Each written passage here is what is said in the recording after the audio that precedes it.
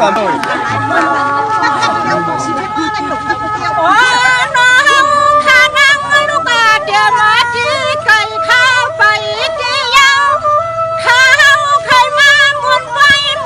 หัวมันมาเลยโดนอัดวันเขียงน้ำซันไม่เอาว่ายินนาเดี๋ยวรถใจสั่นไปเลยเป็นไปจีบเขาเลยนำมาอับอัดทุกข์คนนี้ก็เนี่ยเป็นเจ้าชุนที่ว่าก้าวมันละทีนี้คือต้องมาช่วยกัน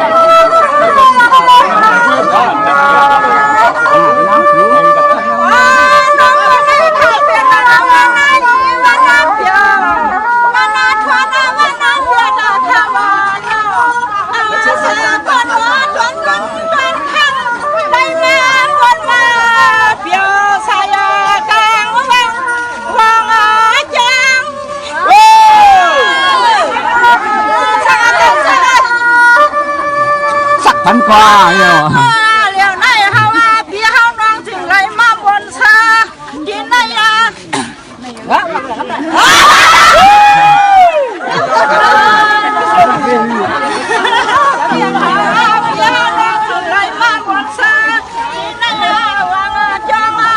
เจ็ดยาเคียงน้ำซ้อนได้หาว่ายิงบนชาชายาเปีย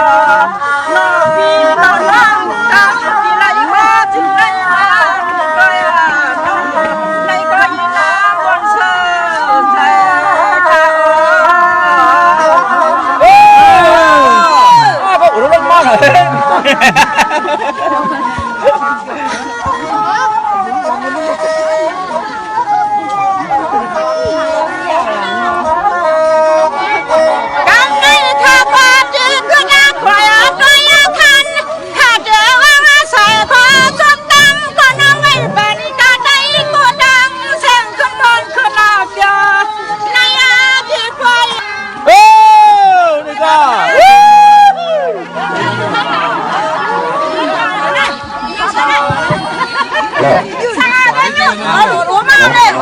ข้างปันอ่ะข้างปันอ่ะ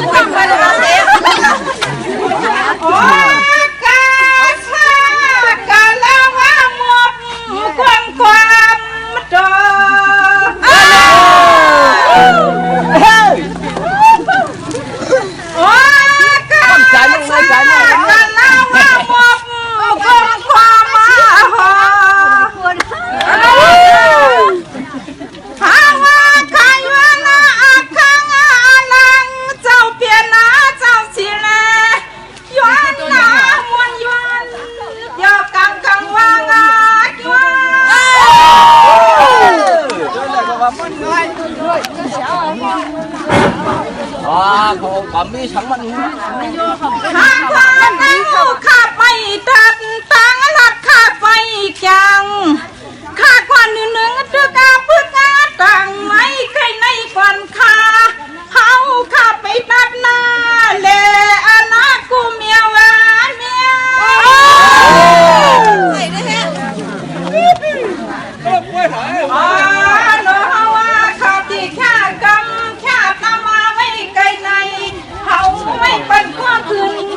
ลอกลาบยัน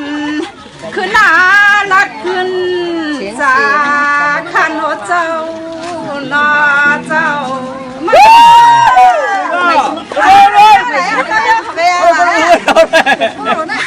กำลังตั้งยองได้มากเลยเนี่ยเนี่ย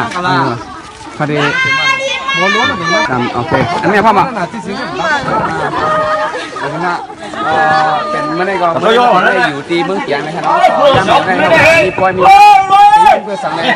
คนมันอ่ะเพื่อนเอาคำนี่ที่สุดไปเป็นคนมันอ่ะคนดัดได้ครับความกันค้ายอมเบอร์ค่ะมาพร้อมสิงปิ้งปักกันเซ่เลยอมล้อมพร้อมกันมาเป็นจริงจะไหนค่ะก็เป็นน่าจะหนูเลยนี่แค่หนูค่ะอันนี้หนูยังได้ในยันตัวเป็นที่ทุ่งนาเลย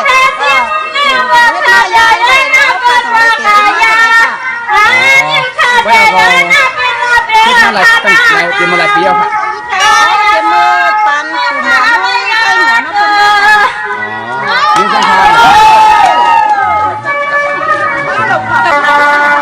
หมอค้าเนี่ยก็มาทางต้อยนี่เย้าเลยค่ะเนาะ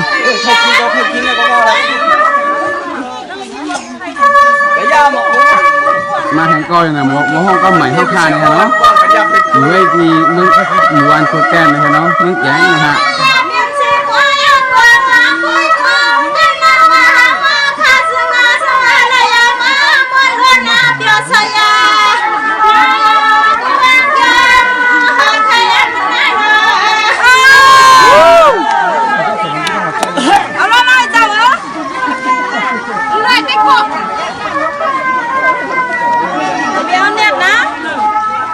บ้างนะบ้างนะกู้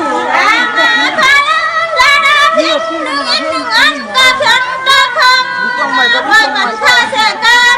ข้าเสียกันข้าป่วยอยู่ข้าว่านะข้าเสียมีคนพูดคำว่าอะไรกันนะลิซ่าสีเขียวตรงนี้ต่อเลย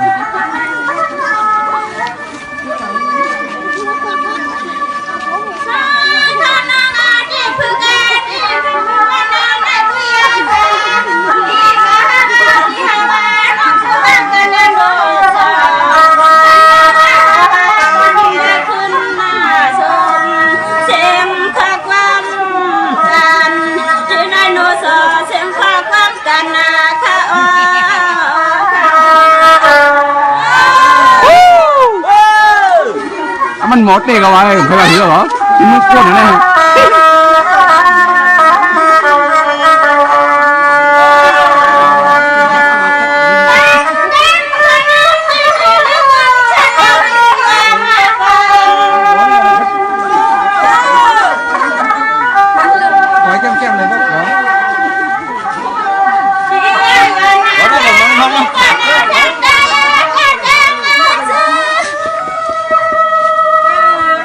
จำไม่กันหรอจำไม่กันหรอมาข้างในเนี่ยเนี่ย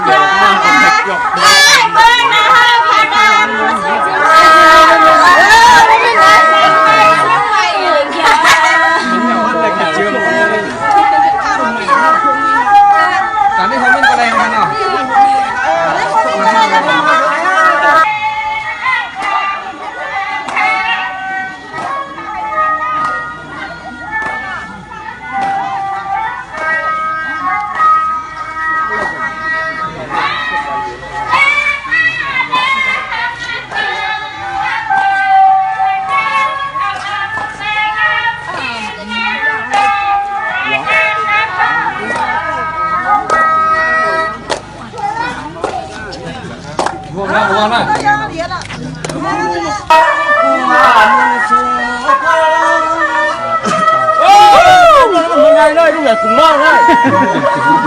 ลูกตากุ้งคนมากเลยเหรอลูกใหญ่กุ้งมากบอกว่าหลงมาเพียงว่าสันเลยลาลาลาสังขาตัวคำเจ้าเปลี่ยนเจ้ากำกับพวงมาช่วงนอน้องกำใจเฮ้ยเอาแบบกุ้งมากเพียงว่าสันเลยเงียบเลยครับเงียบนั่นเลยนี่ก็เป็นข้าวมะพร้าวเนาะเป็นยุ่นเนี่ยเป็นยุ่นเนี่ยเนาะอยู่ไอ้ที่หมู่วันหมู่เมืองแก่งเนี่ยเนาะ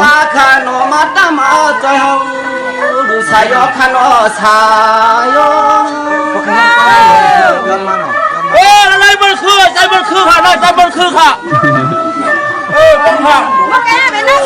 ใจมันคือค่ะเลยให้คนรู้บอกครับปั๊บไว้เจ้ามันมาตาปิตาอาจารย์ยาคำเจ้าทัดเจ้าเมียเตนอโอ้กูตวนกูป้าขานมาตาวันไหนเขาขาดเลยขึ้นดูความไม่สาย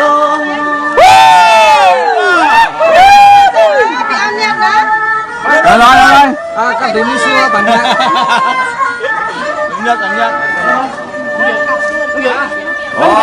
ผมรอจ่าจุ่มภาวะตะกาน้องทางมาเชียงวันหน้าก็มีตัวเงินตัวคำมาเลี้ยวขายยันอ่านไว้เจียมเดือนควรเจอ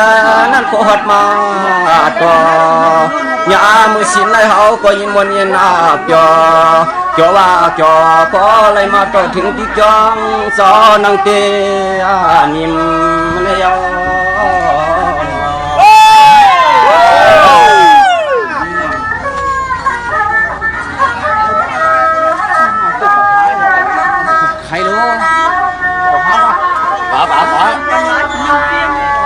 ชินในจองว่าเปลี่ยนจิวจินสามพี่น้องน้องโมดังกอดดังจุ่มลุมกวางตีน้องวันห้องวันจันทร์วันตุลตังอ้าวอักหมอกกันฮัดมาถึงข้านอนอะไรมันคือจะมันคือน่ะลำเนี่ย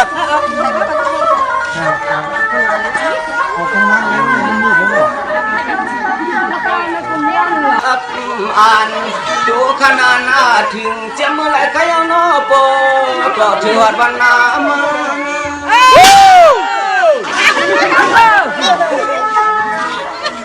ว่ารู้ว่านี่แผ่นดังให้ผมไม่ใครก็โอ้ยดูเฮาตะกะบานหัวนำหน้าหัวปัดอีน้องตังเสียงมาช่วยช่วยยังมุกยังก็เปลี่ยนน้องปอยเกี่ยวปอยเกี่ยวลิมวนดวนเตะตัวน้ำผ้าน้ำเมืองจอบปังสะฮึกำเลี้ยวขยันพวกกวาดมั้ง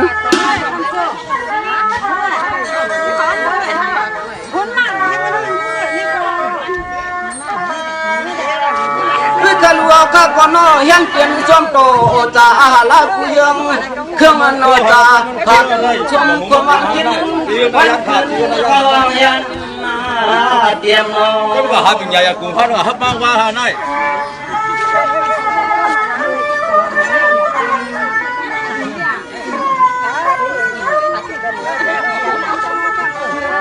เฮียงานเมื่อไหนเจ้าที่ใครเอาโนยันเครื่องชมก็จะมากระชาย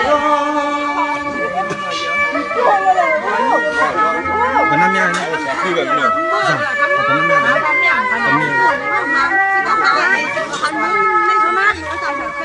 โอ้เขาตะการน้องในก็ย้อนอาข้างอาลังเจ้าเปลี่ยนเจ้าหมุนก้อยหมุนลำหมุนชุบหมุนกำการนี้ดีจังเศร้าเศร้าเขาข้าไหนก็มีจนตั้งดูย้อนรถเที่ยวเลมีกูสู้ยายมือหันเมื่อนี้ปานจอมมือหันเมื่อนี้ปานจอมเขาเนี่ย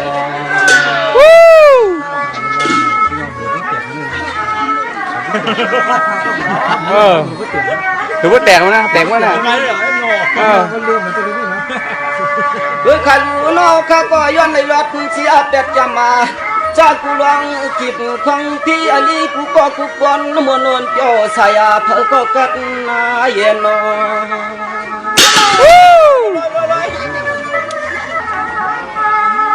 วายลูชูเจ้าข้าอันจะเป็นเงาตาหน้าตั้งเชียงเทียมที่กำที่ไกลข้านอเสาช่างแล้วก็จำต้องขลุ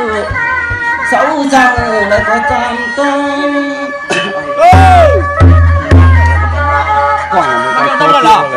อย่าไปกินน้ำกักอะน้ำเนี่ยไม่ดูอาเจ้าไม่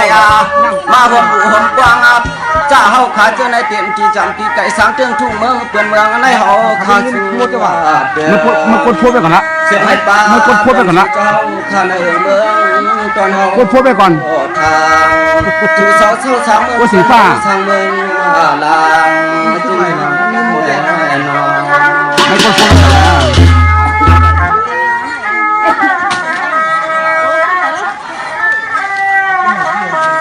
ไม่กดพูดไปเลยอ๋อ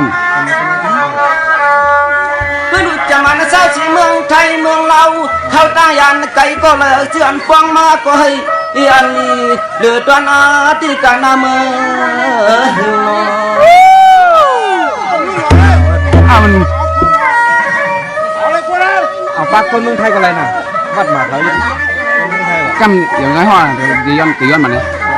ย้อนมาเป็นตัวใจเราเมืองวายาดูถึงหัดคือเจ้าก็กูกวนให้รวมมันในทองพอถึงหัดไว้ข้านาถึงหัดไว้จะมองทำไมเนาะว่าก่อนให้ใครมีสิเท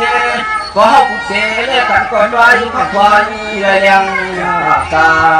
เขาที่ปัญญาที่ข้าโกเสียงขยัน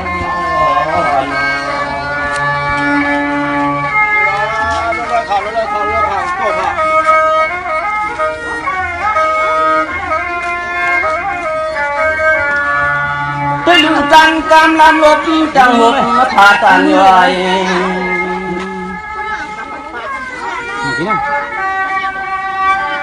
เชียงวันขาวสั่นลอยลอยใจขาวเกาหลีชาติดำน้ำกามมาปูป่วยพาปูกำปล่อยหน้าจ่องก้อยขึ้นใครเหนียเลี้ยงปอง